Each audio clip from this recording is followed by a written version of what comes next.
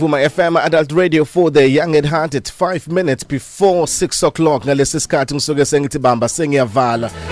Bamba ekseni sengiyavala ngaphambi kokuqala usuku lwakho uphuma emsebenzini uqale neweekend. Bamba ekseni sengiyavala. Nanti verse elodwa incwadi kaIsaiah chapter 55 verse 8. Ngokuba imicabango yami ayisiyo imicabango yenu neindlela zenu ayisizo indlela zami kusho uJehova. Elibambeleli verse namhlanje kuseni uNkulunkulu uyakhuluma kuseni uthi imicabango yakhe ayifani nemicabango yabantu neindlela kaNkulunkulu ayifani neindlela zethu. Kwesinye isikhathi indlela esibona ziwubula phambi kwethu uNkulunkulu izona akayisebenzisayo ukufeza icebo lakhe ngabantu. Abantu babuka izinto ngenye indlela kanti uJehova unamanye amaplans ngezinto ezibonakalayo nezinto ezenzakalayo. Abanye bengathi mabebona izinto zenzeka bebona iconclusion ngaleyo into esuke yenzeka kanti uJehova inubona isiqalo ngaleyo nto. Kuke kwenzeka abafobo bakaDavid babona uDavid babona just a shepherd boy, babona nje umfana ofanele ukulusa izimvu ehlale enganakwa kanti uJehova yena wayengabona umfana nje okumele ulusa izimvu kodwa uJehova wayebuka inkosi ezokwazi ukuthi ihole uIsrael ngoba indlela kaJehova ifana neindlela zethu nokubuka kaNkulunkulu akufana nokubuka kwethu. Ngelinye ilanga unkosikazi kaJob ubona uJob egule namathumbu umzimba wonke.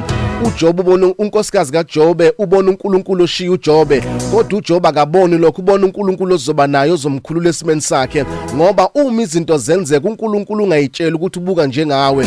Ezinye izinto ezikwehlelayo ungayitshela ukuthi zenzeka ngoba uNkulunkulu sekushile.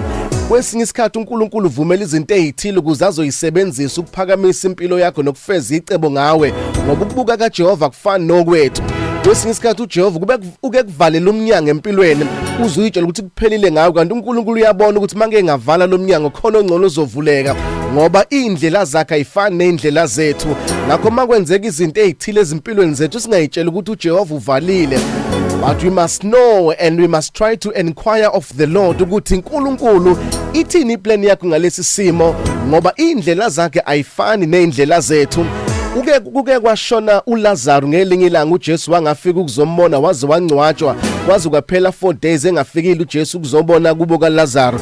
Odadewabo bakaLazarus baze bayitshela ukuthi uNkulunkulu uJesu umfundisi obengamthanda uLazarus kanti uJesu bebona iopportunity yokuveza amandla kaNkulunkulu ukuthi avuse ofileyo ngoba kwesinye isikhathi indlela kaNkulunkulu ayifani neindlela zethu. Indlela uNkulunkulu akenza ngayo akufani nengendlela thina sicabanga ngaye. Indlela zakhe ziphakeme kunezethu. Wavumela uLazarus ukuthi azancwatshwe kanti ufuna ukuveza amandla ngendlela eyahlukile. Ngelinye ilanga uvumela iwayini ukuba liphele emshadweni waseKhana kwaze kwabamunca emshadweni sekuphela iwayini ngoba indlela zakhe ayifani neindlela zethu. Wafuna ukuvela ngokuthi ashintshe amanzi abe yiwayini. Ezinye izinto uyayivumela zenzeke kanti khona ngafuna ukuveza uNkulunkulu. Ngakho mayenza izinto ezithile you must know usuke phezulu kokuthile. Kukhona asuke efuna ukwenza ngaleso simo mayededela izinto ezithile ongayithanda ungafuni zenzeke empilweni yakho you must know ukuthi God is up to something. uNkulunkulu semsebenzini kukhona akafuna ukukwenza ngaleso simo. Uvumele uPaul benosila bavalelwe ejele kanti ufuna ukuyiveza ukuthi uNkulunkulu yena okwazina nokudiliza indonga zejele nokuqashula amaketanga kubantu engasuswanga ngabantu ngoba ezakhe indlela ayifani neindlela zethu nokucabanga kwakhe akufani nokucabanga kwethu. Izinto odlula kuzona namhlanje kukhona uNkulunkulu afuna ukukwenza empilweni yakho. My name is Phumlani Nkwanyana. You are blessed, you are favored and you are set apart. Good morning Mega Grace Nation.